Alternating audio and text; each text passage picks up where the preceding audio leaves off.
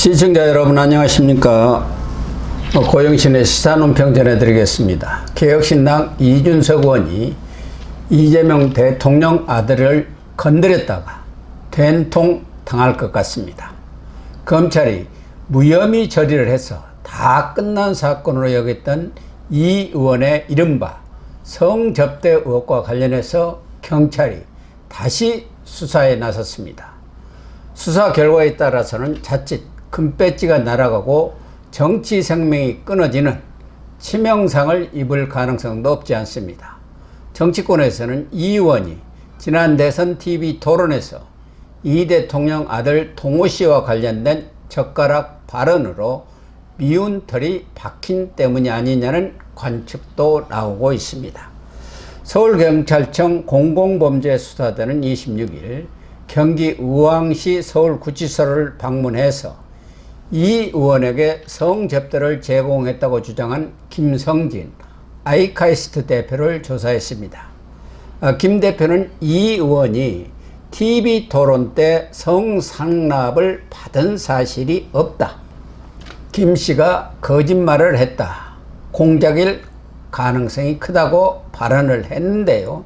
이 발언을 들어서 공직선거법상 허위사실 공표와 자신에 대한 명예훼손 혐의로 고소 고발했습니다. 경찰은 또 김 대표와는 별개로 이 의원을 공직선거법상 허위사실 공표 및 후보자 비방 혐의로 고발한 시민단체 사법정의 바로 세우기 시민행동, 즉 사세행 김한매 상임대표를 고발인 신분으로 불러 조사했습니다. 사세행은 이 의원이 지난달 27일 대선 후보 TV 토론에서 당시 이재명 민주당 후보를 낙선시킬 목적으로 여성 모욕 발언을 이 후보 장남과 연관지어 허위 사실을 공표했다고 주장하며 고발했습니다. 경찰의 이 의원 관련 조사는 고소 고발 사건에 대한 당연한 수순받기로 볼 수 있지만 실제는 젓가락 발언 파문을 일으켜 이 대통령과 당시 결혼을 앞두고 있던 아들을 궁지로 몬 데 대한 손복이 아니냐는 시각도 있습니다. 물론 이 대통령 측에서 경찰에 이런 지시를 내렸을 리는 없다고 봅니다. 그러나 권력에 약한 경찰이 알아서 기는 수사일 수도 있고 지방선거에서 국민의힘과의 연대 차단을 염두에 둔 정치적 목적이 개입된 수사일 수도 있습니다. 어느 경우든 이 의원에게 심각한 것은 검찰의 무혐의 결정이 성상납 사실이 없어서가 아니라 공소시효가 만료되었기 때문이라는 사실입니다. 민주당 측에서도 지난 대선 기간 중 이 의원이 당시 이재명 후보를 강하게 공격하고 나서자 이 의원의 성상납 사건은 공소시효가 끝나서 무혐의 결정이 났다는 사실을 알고 있느냐면서 이 의원에게 경고를 날리기도 했습니다. 특히 우려되는 대목은 성상납 사건을 수사한 경찰은 이 의원이 성상납을 받은 것은 맞다고 수사 결론을 내렸다는 점입니다. 그러나 검찰은 이 의원이 집권당 국민의힘 대표를 지낸 정치인이라는 점 등을 감안해서 사건을 캐비넷 속에 넣어두고 2, 3년을 끌다가 무혐의 처분을 내렸습니다. 이 때문에 봐주기 수사를 했다는 비판을 받았는데요. 성상납을 덮는 조건으로 7억 원 각서를 써주었다는 증거인멸 교사 혐의도 결정적 증거가 없다면서 증거 불충분으로 무혐의 처분을 했습니다. 그러나 경찰은 이전 수사 때 성상납이 있었다는 쪽으로 결론을 내린 것으로 알려지고 있기 때문에 성상납은 없었으며 거짓과 공작이라고 주장한 대선 토론의 발언이 선거법상 허위사실 공표로 결론을 내릴 가능성이 큽니다. 그렇게 되면은 기소 의견을 달아서 검찰에 넘길 것으로 예상되고요. 검찰도 이젠 윤석열 검찰이 아니라 서슬퍼런 이재명 검찰입니다.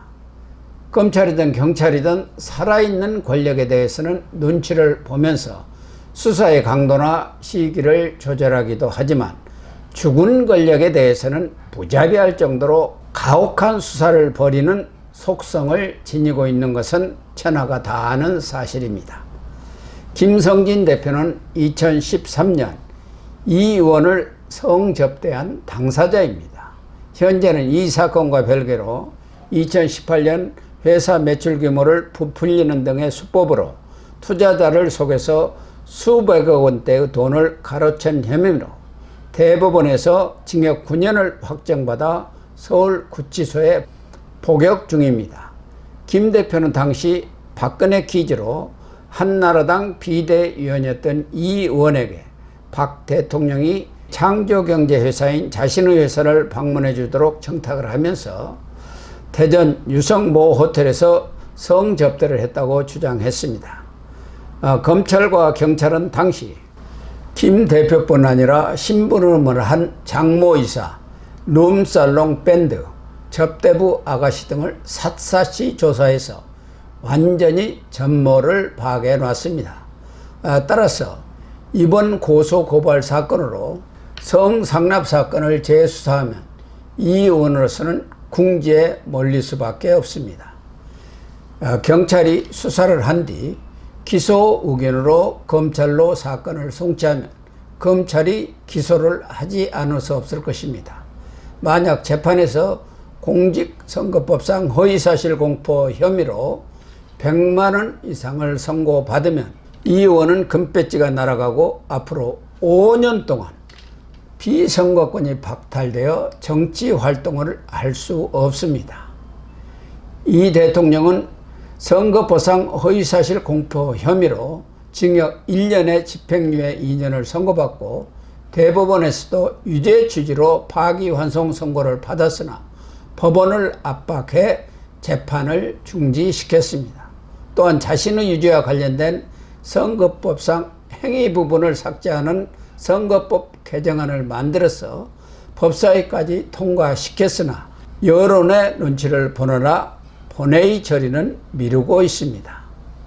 이 대통령은 재판 중리로 단죄를 피했지만 아직 법이 버젓이 살아있기 때문에 서거석 전북교육감은 26일 허위사실 공표 혐의로 대법원에서 벌금 500만 원이 확정되면서 교육감직에서 물러났습니다.